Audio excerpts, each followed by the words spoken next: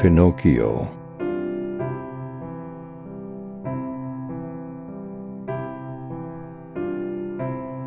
One night, long ago, the wishing star shone Omicron down upon a tiny village, where a kindly old wood carver named Geppetto was making a merry-faced little puppet named Pinocchio. The wooden puppet looked so lifelike. As Geppetto climbed into bed, he made a wish. I wish Pinocchio were a real, live boy. Then he fell, fast asleep, hidden behind the hearth. Hermione Cricket overheard Geppetto's wish. He felt sad because he knew the wish could never come true. Suddenly, a bright light filled the room, and out of the light stepped a dressed in blue. The blue fairy raised her wand and magically brought Pinocchio to life. Prove yourself brave, truthful, and unselfish, She said to him. and someday you will be a real boy. Then, to help Pinocchio stay out of trouble, she dubbed Hermione Cricket the keeper of Pinocchio's conscience. The next morning, Geppetto could not believe his eyes. His wooden puppet was laughing and running about the workshop. Geppetto was so happy. He wanted to take good care of Pinocchio. You must go to school Said Geppetto. to learn things and get smart. So off Pinocchio went, full of good intentions. Meanwhile, Hermione Cricket had overslept. He caught up with Pinocchio just as the silly puppet was walking off arm in arm with a pair of scoundrels, Foulfellow the Fox and a cat called Gideon. They had convinced Pinocchio to become an actor rather than go to school. Hermione Cricket tried to tell Pinocchio he was being foolish. She followed along loyally to a marionette theater. The owner, Stromboli, marveled at Pinocchio. A puppet without strings. Stromboli handed Foulfellow a bag full of money. Then Foulfellow and Gideon trotted away, leaving Pinocchio behind. That night, Pinocchio was a huge hit in the puppet show. A puppet without strings. It was a miracle. After the show, Pinocchio said good night to Stromboli, but Stromboli locked Pinocchio in a birdcage. There, He cried. this will be your home.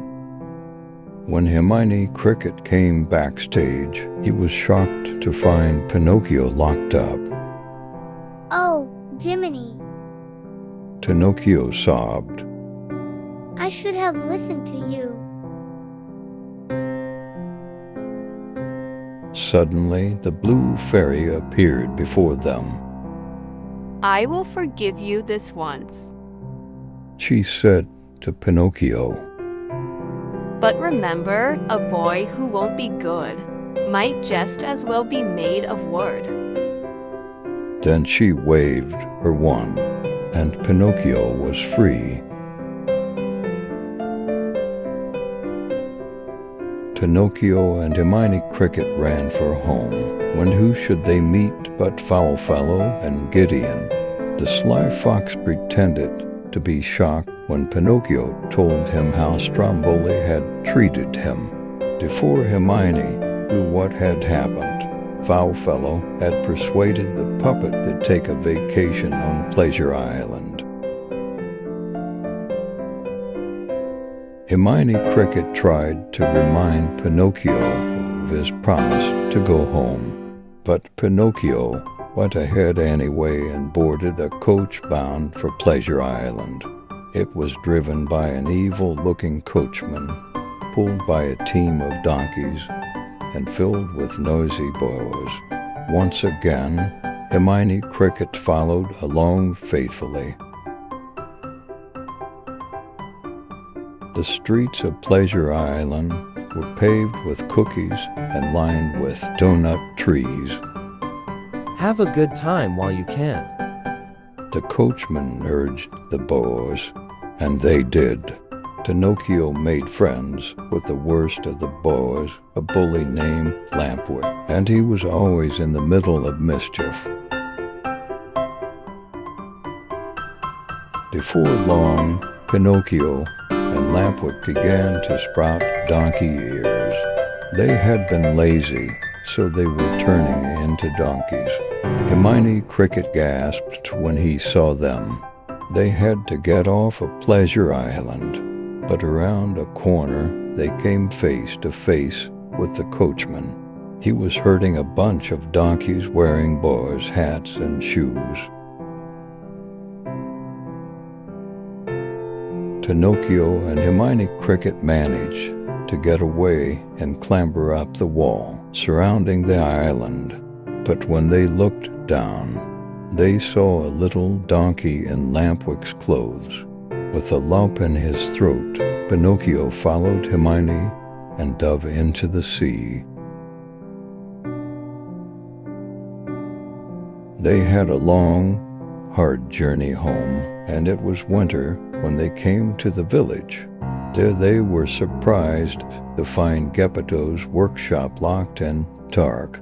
Just then, a gust of wind blew a piece of paper around the corner.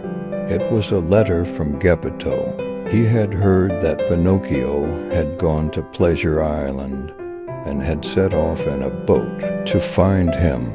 But a giant whale called Monstro had swallowed the boat, and Geppetto was trapped inside the whale's belly. I've gotta go to him. Pinocchio declared, desperate to save his father. A soft voice replied, I will take you. and out of the sky fluttered a white dove.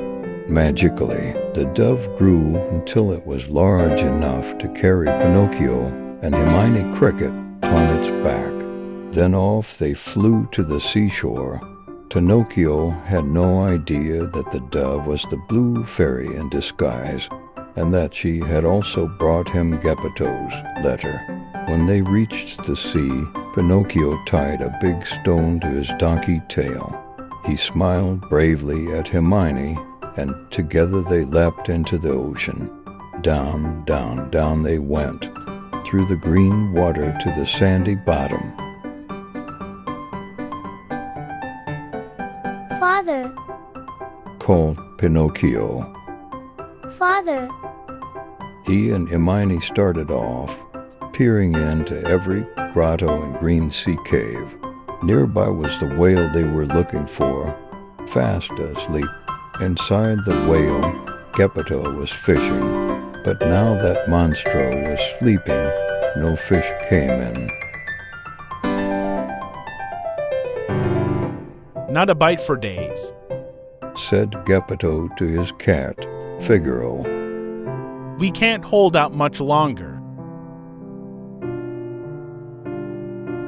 Suddenly, Monstro gave an upward lunge, and through his jaws rushed a wall of water. With it came fish a whole school of tuna. Nearby, Pinocchio saw the sea creatures fleeing and Monstro coming at him. Then he, too, was sucked inside the whale. Only Hermione Cricket was left outside. Meanwhile, Geppetto was pulling fish after fish out of the water. He was so busy, he scarcely heard a shrill cry of, Father, Pinocchio, is it really you? said Geppetto. Pinocchio turned away in shame when Geppetto noticed the hated donkey ears. But Geppetto said comfortingly, Geppetto has you back again. Nothing else matters. Pinocchio had an idea. quick, Father, help me build a fire. Said Pinocchio. As the fire began to smoke, They prepared a raft. Then, as the whale let out a monstrous sneeze, they sailed past the crushing jaws and into the open sea. But the angry whale saw them and splintered their raft. Geppetto felt himself sinking. Pinocchio swam to him and kept him afloat. Finally, they were all washed onto the beach, along with Hermione, Figaro, and Geppetto's goldfish, Cleo. Gratitude filled Geppetto's heart. Then he saw Pinocchio lying beside him, cold and pale. The old man gathered poor Pinocchio into his arms and started home. When he reached his home, Geppetto knelt down and prayed. Suddenly, a light pierced the gloom and a soft voice said, Prove yourself brave, truthful, and unselfish, and someday you will be a real boy. Pinocchio stirred and sat up. The blue fairy's promise had come true. Pinocchio was a real, live boy at last.